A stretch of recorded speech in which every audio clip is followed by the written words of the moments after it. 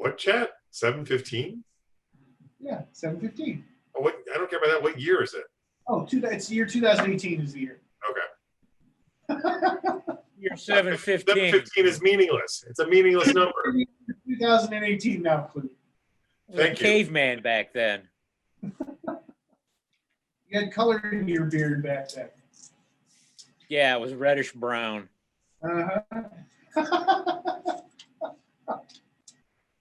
So I actually, and here's kind of why I cheated a little bit, because I wanted to keep Scott on, because I wanted to give him a chance to talk about this next book in a little bit more detail, because this book is the first nonfiction title, a nonfiction title that we published.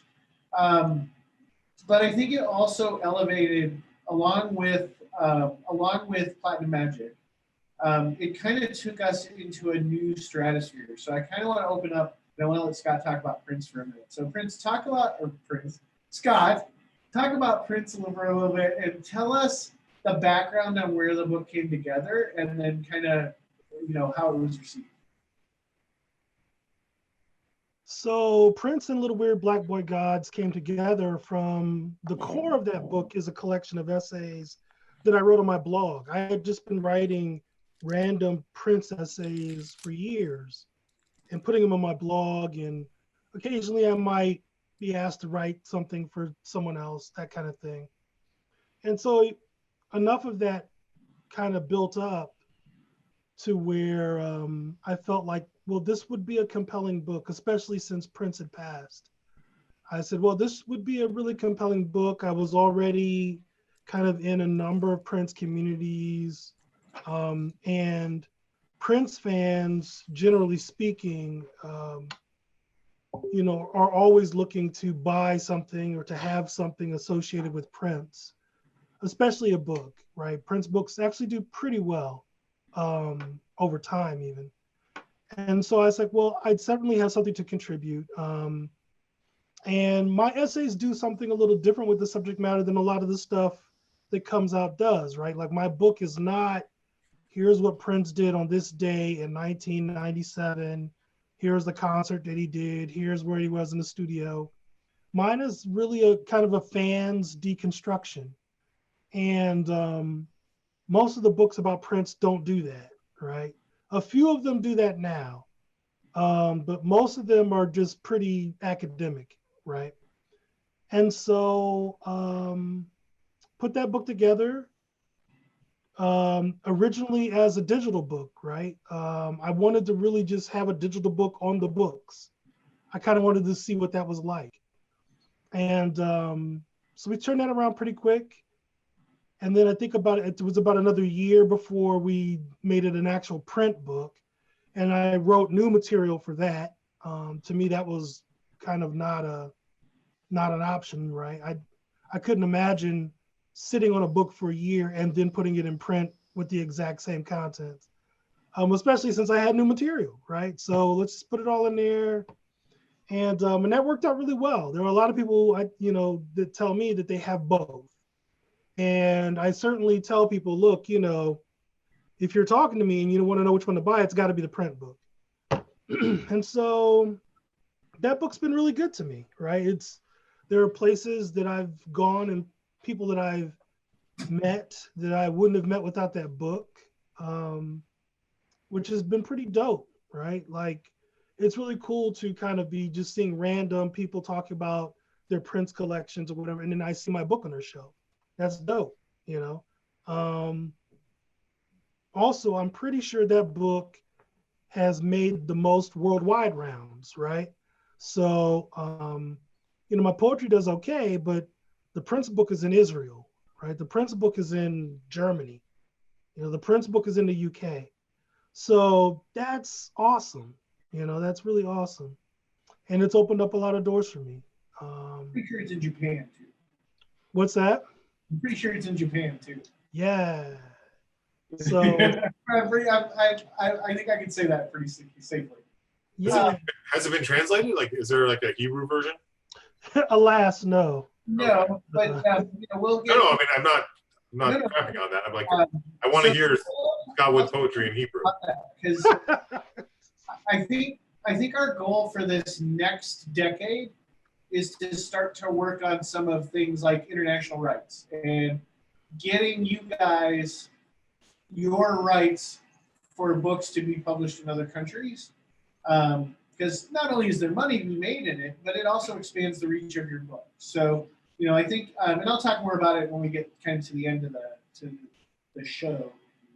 But I kind of want to pivot real quick because we had another sort of groundbreaking book release that changed sort of the genre of fantasy a little bit. And this was the second of the two new authors that we had signed in 2016. And I wanted to real quick just throw a shout out to Jenn, to Claudia Romero, and to Amber Gallagher, because in the year 2016, they did a lot of work to develop a lot of the framework that we use today when we publish a book. So the process that we use to publish a book, a lot of that was sort of intuitive up to that point. But the three of them kind of sat down and said, look, we need to write this down and we need to codify this, and this needs to be our Bible. And so they made sort of the Brickhead Bible that we still use today for each book when it comes through to get published. So I just wanted to give a shout out to the three of them and say thank you to them for that, because it really is invaluable work and it really has moved us forward professionally. But back to the book that changed for us the fantasy genre, which was Bruce Davis and Platinum Magic. So Bruce, you had never been a fantasy author before this book. Talk a little bit about what brought you to the idea of writing a fantasy book. You're muted.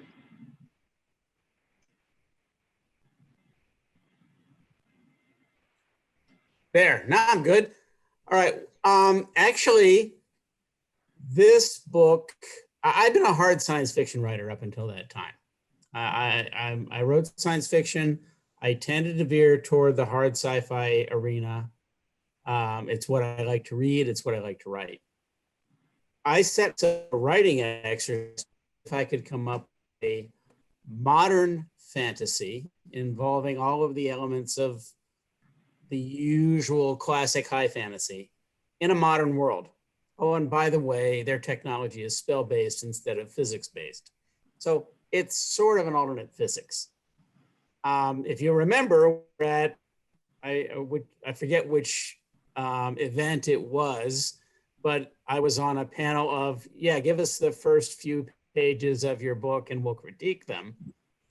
And you asked me to read something to get started. And so I read this writing exercise that I had done, which was the opening few pages of what became this book. And you turned to me and said, I want that book. I said, Bob, it isn't written yet. And you said, so write it. So that's how Platinum Magic came about. And then we, in sort of taking on Platinum Magic, we took in a couple of other books. So we kind of took in the Prophet series, which I'm a big fan of the Prophet series because it's got that kind of, it's kind of got that nouveau kind of feel to it, to hard science fiction that I think people miss a little bit nowadays. But not only did we have a book come out that kind of changed the fantasy genre a little bit, we had a book come out that changed the storytelling methodology a little bit, in that Sharon and Joe, who probably are the two most polar opposite authors that could ever write a book together, wrote a book together. And it's basically them telling the story through their respective characters, which really isn't about respective characters. It's them just being on each other for 200 pages about whatever it was that happened to be the subject of the book. So, so one of you two talk about where that came from. You got to blame Joe for that. That was Joe's idea from the start. And talk about it, Joe. Yeah, it's my fault. It'd been a while since I'd written anything, and then I thought maybe if I wrote something with somebody else, it would make me write again. And so I had this idea. I've got like a huge file of ideas and notes and things like that. And one of my ideas was an alternate perspective story where each chapter was told from the perspective of a different character. And I mentioned it to Sharon and she thought it was a good idea. So then we started thinking about, well, what kind of story should we do? And that's when we landed on superheroes. Yeah, And so from there, we just kind of tried to figure out, what kind of story do we want to tell? Like it was basically an origin story. Fantasy. okay, so it's superhero, science fiction, fantasy, and some witchcraft. But we mashed up a lot of stuff because Joe was like, "Oh yeah, let's do superheroes. That sounds good." Okay, I said, "Yeah, but So Joe and I don't work the same way. We don't operate the same way. Joe plots everything out. He writes these big, fat, juicy plots that are practically bare bones novels, like novellas. And then he dresses them up in costume. And I just go in and, write stuff typically. And so it was it was rather entertaining for me because he'd write a chapter and he'd send it to me and I would write my version and send it back to him. And he'd say, "But why'd you make him do that? Because now I got to go change my other stuff." Right. And I actually found that rather entertaining. To be honest with you, I always describe it to people when they ask. The process was a lot like, well, it's Joe's sandbox and I get to play in it. He builds the sandcastles and I get to go over and kick down the corners of them and make him reshape them. And but I like that story. I love those characters. I had a lot of fun doing it.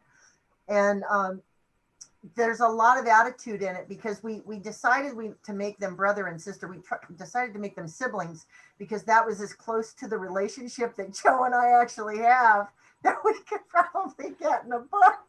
I remember I would finish a chapter and I'd be like, "Okay, like in your section, do whatever you want, but also do this." So, I'm like, so this way it works with mine and I don't have to go back and rewrite it. Sometimes it works. So, So let me rotate around real quick because we still had poetry chops this year, and Bill came out with Flotsam and Gomorrah in 2018. And the thing about Bill is that, and I knew this from when we would do slam in the 90s. Every year he would have a binder, and that binder had nothing in it but the poems that he was writing that year. And then at the end of the year, he would take that binder and he would put it away and he would start a new binder for the new year. And by the end of the year, that binder would be full. And so it's no surprise that Bill's been able to put out almost a book a year every year. And potentially I still do that. I still write like that. And right now, I've got a new file in my laptop, year 65. I mean, I just opened it up this morning. I put one line in it so far. These are solid books. You know what that one line is? What's that one line, Bill? Nobody misspells the word fuck. That's all I got so far in my 65th year. That might be all I have all year long. That might be the only thing I write. and there you And go. you're going to waxing publish it, Bob. It's going to philosophical. be in a book. That actually, there's an exposition on that in the podcast that you did this week, I think, as well. Where'd Patrick go? Hey, where's Patrick? Yeah, where did Patrick go? Did we lose him? Oh no, he's next. He's in the next group. So Jenn. No, he's in the group after that. In the group after. Okay, so that's right, because we're only in 2018. So Jenn's going to go ahead and give away a prize while we go ahead and rotate the chairs one more time. And we move into 2019 and we talk to everybody that has books out in 2019. So again, everybody who's out, I'm going to bring everybody back on at the end because I think that I want to thank you all together. But for those of you that are watching, remember, if you want to ask a question, please feel free to use the Q&A, use the chat feature. Make sure that you draw your attention to Klute, and he will go ahead and ask that question for you. So Jenn, the floor is yours. All right. So since we just talked about Bruce's magic novel there, let's give that one away. Let's give away a Platinum Magic. Let's yeah, I'm like, we're enticing people with these books and they're like, what is that? I want it. So somebody's going to get it for free And they are gonna get, let's see, who is gonna be? I don't know. I'm getting like, did I pick this person yet? I didn't. So I'm gonna pick, I think it's Jared Lozano. I hope I'm saying that right. I feel like I'm talking to my students. Like, did I say your name right? Is that good? Like you're in class, like we're in class right now. This is like my class every day. Are you with us? Are you there? All right. Oh, are we in 2019? We're in 2019, right? No, Check it, time. So we're into last year right now, which is, I think, just Sharon and Joe. So Bill, hang on, we're coming back to you. fine. Oh, here it goes. Okay. All right. No, you're 2020, Lou. You're 2020. You're coming back in 2020. Don't worry. This That is, was the one where I kind of, that's the one where I kind of bumped you, and because I wanted to spend more time. You know what? Bring Lou in. Go ahead and bring Lou in. We'll talk to her for both.